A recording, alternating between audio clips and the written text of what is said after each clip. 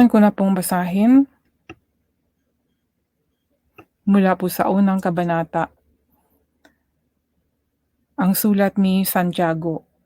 Mula kay Santiago na lingkod ng Diyos at ng Panginoong Hesukristo, mahal kong mga manampalataya na nagsipangalat saan man sa mundo.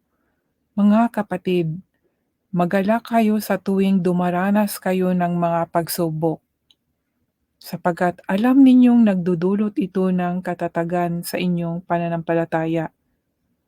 Kaya tiisin ninyo ang mga pagsubok upang maging ganap at walang anumang pagkukulang ang buhay nyo. Kung mayroon mang nagkukulang sa inyo sa karunungan, humingi siya sa Diyos at ibibigay ito sa Kanya ng walang pagmamaramot at panunumbat. Ngunit dapat magtiwala ang humihingi at huwag magduda. Dahil ang taong nagdududa ay katulad ng alon sa dagat na tinatangay at pinapadpad ng hangin. Ang ganitong tao ay hindi dapat umasa na may matatanggap mula sa Panginoon dahil nagdadalawang isip siya at walang katiyakan sa mga ginagawa niya. Dapat ikagalak ng mga mahihirap na kapatid kay Kristo ang pagpaparangal ng Diyos sa kanila. Ang mga mayayaman naman na kapatid kay Kristo ay dapat ding ikarangal ang pagkakababa sa kanila ng Diyos dahil lilipas sila katulad ng mga bulaklak sa parang. Natutuyo ang mga damo sa matinding sikat ng araw. Nalalagas ang mga bulaklak nito at kumukupas ang ganda. Ganoon din naman ang isang mayaman, mamamatay siya sa kasagsagan ng paghahanap buhay niya. Mapalad ang taong nanatiling matatag sa kabila ng mga pagsubok dahil pagkatapos niyang mapagtagumpayan ang mga ito, tatanggapin niya bilang gantimpala ang buhay na walang hanggan, na ipinangako ng Diyos sa mga nagmamahal sa Kanya. Kung dumaranas ng tukso ang isang tao, hindi niya dapat isiping galing ito sa Diyos, dahil hindi maaaring matukso ang Diyos sa kasamaan. At hindi rin siya nanunukso sa kahit kanino. Natutukso ang isang tao kapag nahihikayat siya at nadadala sa sariling pagnanasa. At kung susundin niya ang pagnanasa niya, magbubunga ito ng kasalanan. At kung magpapatuloy siya sa kasalanan, hahantong ito sa kamatayan. Kaya huwag kayong magpadaya, mga minamahal kong kapatid. Lahat ng mabubuti at angkop na kaloob ay nanggagaling sa Diyos, na siyang lumikha ng mga bagay sa langit at nagbibigay liwanag. At kahit pabago-bago at paiba-iba ang anyo ng anino ng mga ito, ang Diyos ay hindi nagbabago. Ayon sa kanyang kalooban, ginawa niya tayong mga anak niya sa pamagitan ng pagkilala natin sa katotohanan upang maging higit tayo sa lahat ng nilikha niya. Tandaan niyo ito, mga minamahal kong kapatid. Dapat maging handa kayo sa pakikinig, dahan-dahan sa pananalita, at huwag agad magagalit, sapagkat ang galit ay hindi nakakatulong sa tao para maging matuwid sa paningin ng Diyos. Kaya talikuran niyo na ang lahat ng kasamaan at maruruming gawain. At tanggapin ng may kumbaba ang salita ng Diyos na itinanim sa inyong puso na siyang makapagliligtas sa inyo. Huwag lang kayong maging tagapakinig ng salita ng Diyos kundi sundin niyo ang sinasabi nito, dahil kung hindi, dinadaya niyo lang ang sarili ninyo. Dahil kung nakikinig lang ang isang tao sa salita ng Diyos, pero hindi naman niya tinutupad ang sinasabi nito, katulad siya ng isang taong tumitingin sa salamin na pagkatapos makita ang sarili ay umaalis at agad kinakalimutan ang ayos niya. Ngunit ang taong nagsasaliksik at tumutupad sa kautusan, ganap na nagpapalaya at hindi tagapakinig lang na nakakalimot agad, ay ang taong pagpapalain ng Diyos sa mga ginagawa niya. Kung may nag-aakalang siya ay relihiyoso pero hindi naman magawang pigilan ang dila niya, walang silbi ang pagiging relihiyoso niya. At niloloko lang niya ang kanyang sarili.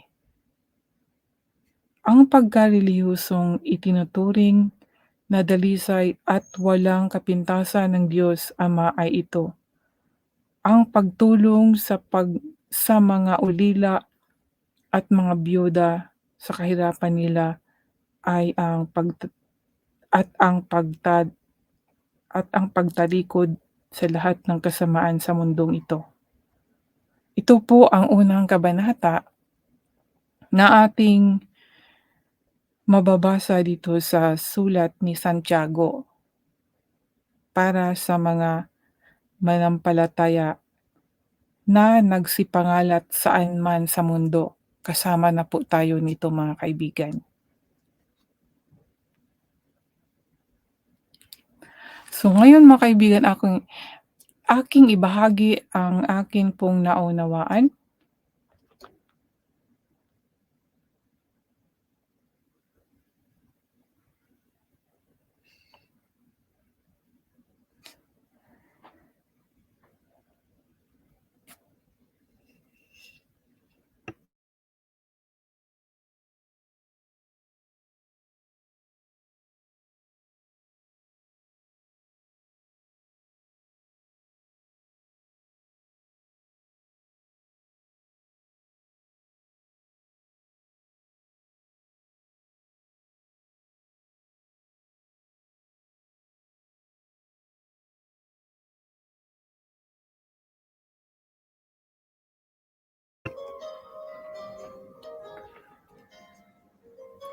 Akin pong ibahagi ang aking naunawaan dito sa unang kabanata na aking binasa po mula po sa sulat ni Santiago.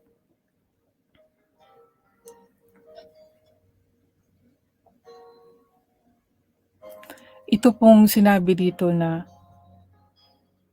kung mayroon mang nagkukulang sa inyo sa karunungan, humingi siya sa Diyos at ibibigay ito sa kanya ng walang pagmamaramot at panunumbat. Ito, mga kaibigan, 'di ba? Palagi ko pong sinasabi na 'pag magdasal tayo, ihingi natin sa Panginoon na ibigay ang kaunawaan, karunungan at pagkaintindi para po 'pag magbasa tayo ng Biblia ay maunawaan natin kahit tayo lang po. At ayun po dito sa sinabi na ibibigay, ibibigay po ng Diyos. Siyempre binibigyan nga tayo ng ating pangangailangan sa pang-araw-araw, 'di ba? Lalo na kung itong tungkol po sa kanya ang ating gustong malaman. Ibibigay po niya para po makilala natin siya ng totoo. Kaya, mga kaibigan, isama po natin sa ating dasal na bigyan po tayo ng kaunawaan, karunungan. At sabi dito, ngunit dapat magtiwala, ang humingi at huwag magduda. So kung ating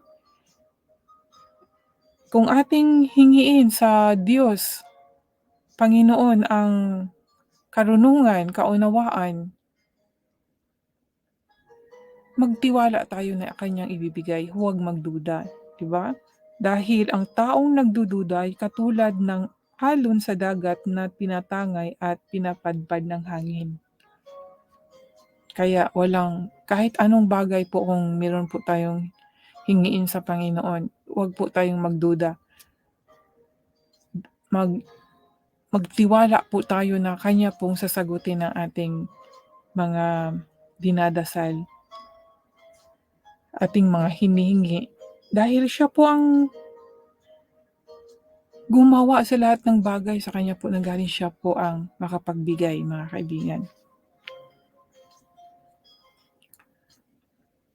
Kaya tandaan po natin, mga kaibigan, hingiin natin dahil siya po ang Diyos na mapagbigay. At pag nagbigay po siya, hindi po niya isusumbat. Hindi po siya kagaya ng tao na nagbigay at sinusumbatan tayo, no? Na hindi naman yan tumutulong, bakit ko pa bibigyan yan, di ba? Gusto natin pag pag tinulungan ay tutulungan din tayo. May ganong mindset, no, ng tao. Pero kung ating sundin dito ang Biblia, ang salita ng Diyos, pag tumulong tayo, huwag na nating isipin na tulungan tayo ng tao, kundi ang Diyos mismo ang tutulong sa atin. Siya ang magbigay ng tulong sa atin. Kung tulungan man tayo ng taong ating natulungan, ay yan din ang paraan din niya ng Panginoon. Dahil lahat siya po ang may plano, mga kaibigan. Kaya itong sinabi dito, mga kaibigan, na God is so generous at ibibigay niya, hindi siya maramot. So pangalawang naunawaan ko po na akin pong ibahagi ay tungkol po sa mahihirap at mayayaman, dahil mayroon pong makarelate po nito. Sa totoong buhay, totoong may ganito din pong maranasan natin. Na sabi dito, dapat ikagalak ng mga mahihirap na kapatid kay Kristo ang magpaparangal ng Diyos sa kanila. Dahil tayo po, kahit mahirap tayo, sumampalataya tayo sa Panginoon, huwag po tayong ma-discourage. Atin pa rin parangalan ang Diyos. Kahit na tayo po ay dumanas ng kahirapan. At doon naman din sa mayayaman, ang sabi dito, ang mga mayaman naman na kapatid kay Kristo, dapat ding ikarangal ang pagkakababa sa kanila ng Diyos. Kasi minsan may mayaman na nagiging mahirap, no? Tatanggapin pa rin natin, mga kaibigan, kung kayo po ay mayaman na naging mahirap, tatanggapin. Kasi may mga pagkakataon na ganon, mga pagsubok sa buhay, makakaranas ng paghihirap. Kaya sabi dito, dahil lilipas sila katulad ng mga bulaklak sa parang. Yan ang mga mahihirap, mayayaman. Yung mga yayaman ay lilipas sila katulad ng mga bulaklak sa parang, natutuyo ang mga damo sa matinding sikat ng araw. Nalalagas ang mga bulaklak nito. Yan po ang hambing po sa kanila at kumukupas ang ganda. Pwede din itong ihambing sa isang taong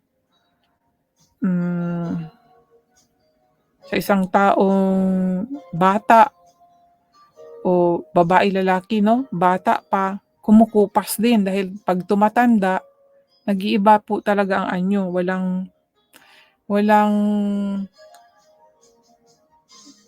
Walang panatili, no?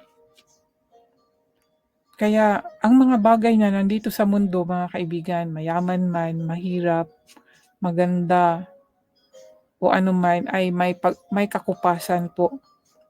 Ito po yung nandito sa Santiago, unang kabanata verse 9 to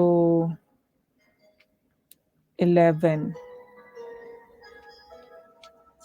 Ganoon din naman ang isang mayaman, mamamatay siya sa kasagsagan ng paghanapbuhay niya. So yan mga kaibigan. Itong pangatlo naman mga kaibigan ay tungkol po sa tukso na mababasa natin dito sa Santiago chapter 1 verse 12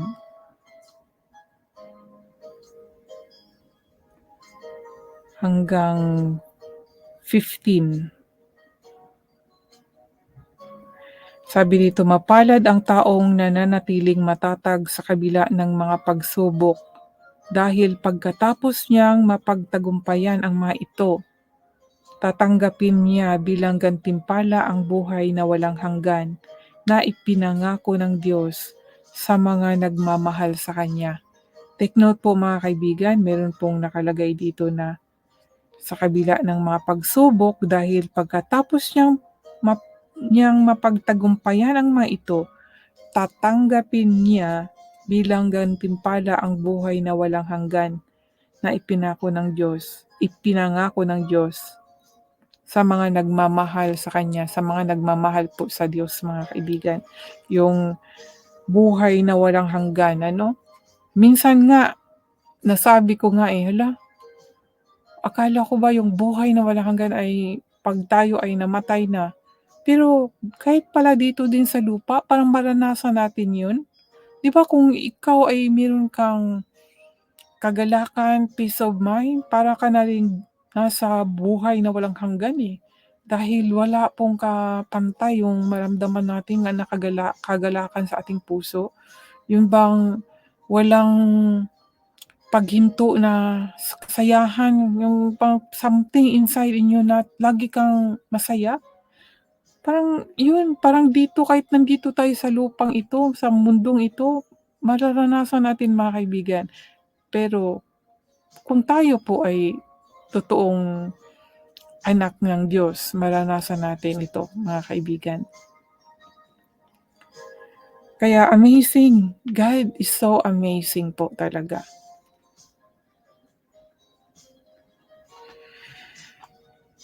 At sabi dito sa verse 12, kung dumaranas ng tukso ang isang tao, hindi niya dapat isiping galing ito sa Diyos. Minsan kasi sinasabi natin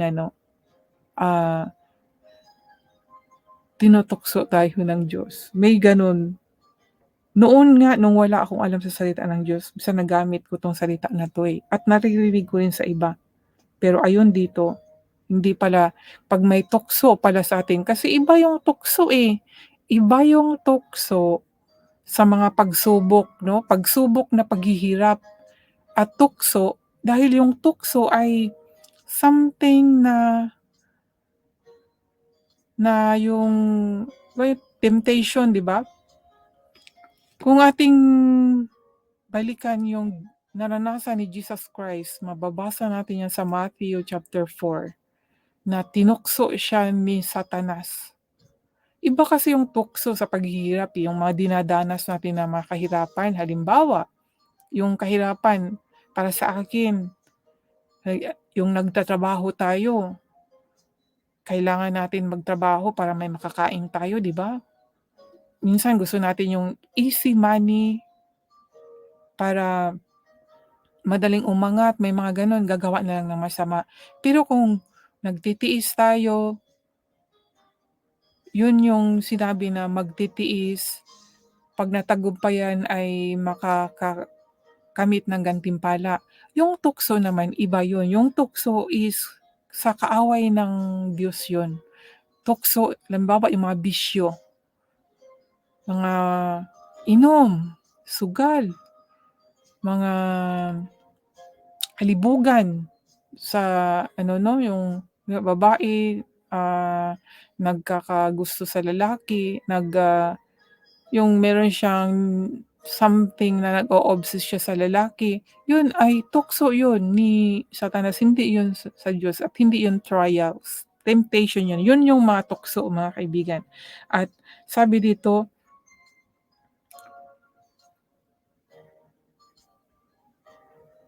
kung dumaranas ng tukso ang isang tao, hindi niya dapat isiping galing ito sa Diyos, dahil hindi maaaring matukso ang Diyos sa kasamaan. So, 'di ba, kasamaan yung tukso kasi kasamaan, eh. Ito nandito na nga, kaya iba talaga yung trials. Minsan kasi sinabi, nagkasala, pagsubok lang 'yan. Hindi rin, eh, temptation 'yun, natukso, kaya nahulog sa kasalanan. And then, ang sabi dito, at hindi rin siya nanunukso sa kahit kanino. Oo, kasi ang Diyos ayaw niya na tayo ay mapapasama, kaya hindi siya nag-aano na matukso tayo, na malinlang, hindi siya mapaglinlang. Kaya yun lang kaaway talaga niya si Satanas 'no, ang mapanukso. Natutukso ang isang tao kapag nahihikayat siya at nadadala sa sariling pagnanasa. Yun po yun, yung 'pag meron po tayong pagnanasa mga kaibigan ano, doon alam ni Satanas kung ano ang ninanasa natin. Yun ang doon po niya a-attack ang tao, i-a-attack niya yung tao kung ano po yung ninanais. Kaya talagang matalino din po itong si Satanas mga kaibigan. Imagine, kung ano yung ninanais mo, halimbawa, isa kang sugarol, gusto mo nang magbago, pero wala kang kakayahan sa sarili mo at hindi ka lumapit sa Panginoon para tulungan ka niya, nag-aano ka sa sarili mong lakas, hindi ka magwawagi dahil tao, wala siyang kakayahan kay Satanas. Puwera kung meron siyang Diyos sa buhay niya, hindi siya kayang hilain ni Satanas. Yun po yun mga kaibigan sa isang tao, eh. Dahil kung ang tao hindi po siya nag-depend sa Panginoon, wala po siyang protection mula po sa Panginoon, talagang mahuhulog po siya sa temptation ni Satanas. Dahil si Satanas alam niya kung ano yung kahinaan mo, doon siya gagamit mga kaibigan, doon kanya ia-attack. Kaya nga tayo, talagang kailangan talaga natin ng Panginoon. Tao ang tao kasi walang kapangyarihan, eh, 'di ba? Kailangan natin ng Diyos at magkakaroon lang tayo ng kapangyarihan oras na meron na tayong Diyos at, Espiritu Santo sa ating buhay. Kaya nga kailangan natin ma-born again, totoong pagbabago in spiritual, bagong kapanganakan po sa espiritu. Kaya nga merong flesh is flesh, spirit is spirit.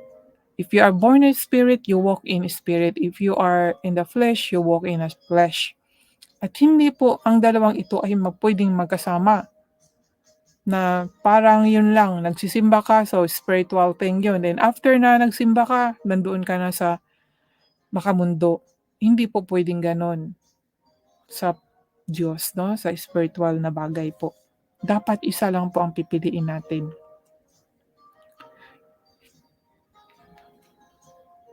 Kaya kaya ang sabi dito, at kung susundin niya ang pagnanasa niya, magbubunga ito ng kasalanan. So ito na po ito mga kaibigan, at kung magpapatuloy siya sa kasalanan, hahantong ito sa kamatayan. Yung mga pagnanais natin, 'di ba, yung lust, 'di ba mga kaibigan? Kung natural man ka, mararanasan po natin itong pagnanasa sa laman.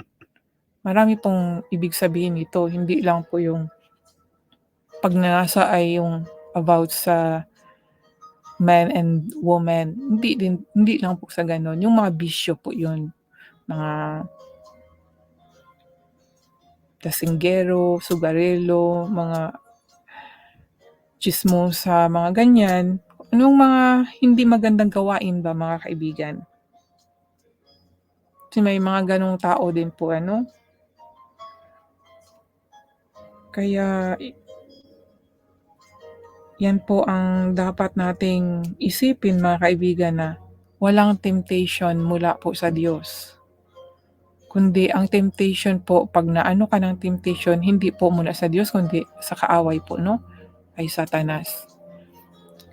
Kung meron man tayong trials, pagsubok, yun, test natin para, ah, magpatatag ng ating pananampalataya sa Panginoon. Kaya iba po ang pagsubok at tukso, iba po yun, magkaiba sila. Kaya huwag kayong magpadaya, mga minamahal kong kapatid, sabi ni Santiago. Lahat ng mabubuti at angkop na kaloob ay nanggagaling sa Diyos na siyang lumikha ng mga bagay sa langit na nagbibigay liwanag. At kahit pabago-bago at paiba-iba ang anyo ng anino ng mga ito, ang Diyos ay hindi nagbabago. Yan, mga kaibigan, lahat nagbabago pero ang Diyos hindi nagbabago. Ayun, sa kanyang kalooban, ginawa niya tayong mga anak niya sa pamagitan ng pagkilala natin sa katotohanan. Sa pamamagitan, mga kaibigan, sinabi, sa pamamagitan ng pagkilala natin sa katotohanan. Sino ito, mga kaibigan? Siyempre si Jesus Christ, di ba? Dahil dineclare na nga ni Jesus Christ na ako ang daan, katotohanan at buhay. Kaya yan po, mga kaibigan. At sabi dito, mga kaibigan, ito yung isa din sa mga naunawaan ko dito no, sa chapter 1 ng Santiago. Itong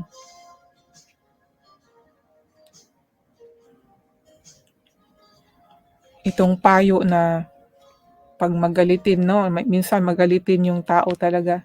Maka-Diyos, may awa, maawain, pero minsan umiiral yung pagkamagalitin. Madaling magalit, hindi na kontrol. Ito po ang sabi dito, mga kaibigan, tandaan niyo ito, mga minamahal kong kapatid, dapat maging handa kayo sa pagkikinig, dahan-dahan sa pananalita, at huwag agad magagalit. Ako pa naman, mga kaibigan, mayroon akong voice na parang harsh, na parang galit, pero natural ko yun. Yung nakakarinig, parang akala na nagagalit ako. Sapagkat ang galit ay hindi nakakatulong sa tao para maging matuwid sa paningin ng Diyos. Kaya talikuran niyo na ang lahat ng kasamaan at maruruming gawain. Yan po no, ang payo sa atin na talikuran po natin ang lahat ng kasamaan. Kung ano man yung ginawa natin, mga kaibigan, talikuran natin. Ating i-surrender lahat yun kay Jesus Christ po. Malilinis po tayo, mga kaibigan.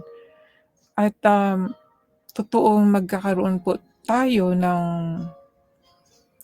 free. Talagang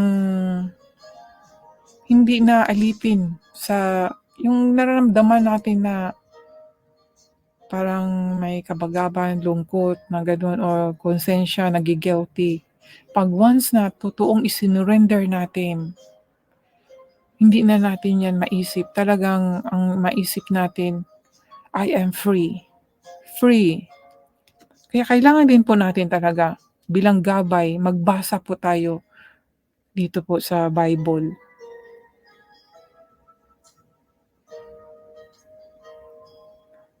At maruruming gawain, mga ginagawa tayong maruming gawain, siyempre talikuran natin 'yan. At matalikuran natin 'yan, mga kaibigan, siyempre humingi na tayo ng tawad at alam natin na pinatawad na tayo, binago na tayo, nilinis na tayo. Gagawin mo pa ba yung ginawa mo na yun nga, sinurrender mo na yung kay Jesus Christ? Siyempre maiiwasan na yun, mga kaibigan, pero gaya ng sabi ko, hindi yun magic na 'pag sinabi natin na ayoko na ng mag-stop na ako ng ganito, ay agad-agad. May ano yun, proseso po. Merong mga ano yun, sa maranasan niyo ang something amazing na sa Panginoon at kung siguro in your heart kung talagang malakas talaga ang ano niyo yung pag-surrender niyo, yung faith niyo talaga siguro one click lang ay talagang hindi na kaagad. Sa akin kasing naranasan hindi kasi agad-agad, hindi kasi parang magic, kundi process by process po siya. Na hanggang naunawaan ko, hala, kasi nga I'm weak person and the works of God ay yon dahan-dahan po ang pagbabago sa buhay ko. Pero may tao akong nakausap na sabi niya sinabi niya mahina daw ako. Hindi siya daw malakas kasi hindi daw niya magawa yung gano'ng kasalanan. Siguro kasi nga mahina ako. At siyempre yung temptation kasi 'no, at nangyari yon dahil may purpose ang Panginoon. Lahat naman ng nangyayari sa atin may purpose, eh. May mga plano ang Diyos na sa una hindi natin maintindihan, maunawaan. Ngunit 'pag tayo ay naging kabilang na sa pamilya niya, maunawaan na natin na kaya pala nangyari ito sa buhay ko. Mula pa nung bata ako hanggang ngayon dahil pala sa purpose ng Diyos sa buhay ko, may plano pala. Mga gano'n mga kaibigan. At sabi dito sa 22, itong sa 22 mga kaibigan, how many years ago narinig ko na 'to. Yung sabi dito, "Huwag lang kayong maging tagapakinig ng salita ng Diyos, kundi sundin niyo ang sinasabi nito. Dahil kung hindi, dinadaya niyo lang ang sarili ninyo." Totoo naman 'di ba kung nakikinig tayo, nagsasalita tayo sa salita ng Diyos tapos wala namang ginagawa, hindi sinusunod, nagsisinungaling din mismo sa sarili. Kaya kung nakakarinig po kayo mga kaibigan at naunawaan niyo po ang salita ng Diyos, sundin niyo po dahil sinabi po dito na hindi lang maging tagapakinig, kundi tagasunod din, sundin din ang mga naririnig natin. At sa huling bahagi ko po, sa huling sharing ko po mga kaibigan ay tungkol po sa relihiyon po. Ang tunay na relihiyon ay ayon dito sa sinabi, ang pagkarelihiyosong itinuturing na dalisay ay walang kapintasan ng Diyos Ama ay ito, ang pagtulong sa mga ulila at mga byuda sa kahirapan nila at ang pagtalikod sa lahat ng kasamaan sa mundong ito. Yan po mga kaibigan, tandaan nyo po, observe nyo po kung anong klase pong relihiyon or sekta ang inyong na nasalihan, kung ito ba ay tumutulong sa mga taong naghihirap, sa mga byuda na maraming anak, kung tinutulungan ba nila ito. Kasi may pagsunod, eh, dahil sinabi nga 'di ba hindi lang sa tagapagkinig. At siyempre lalo na doon sa mga nagsasalita, hindi lang nagsasalita kundi may ginagawa silang mabuti. Yan po mga kaibigan na makikita po ninyo kung anong klase po ang nasa loob ng inyong sinasalihan, kung tumutulong ba sila sa mga mahihirap o baka maraming naghihirap, ang mga mahihirap pa ang nagtutulong sa mga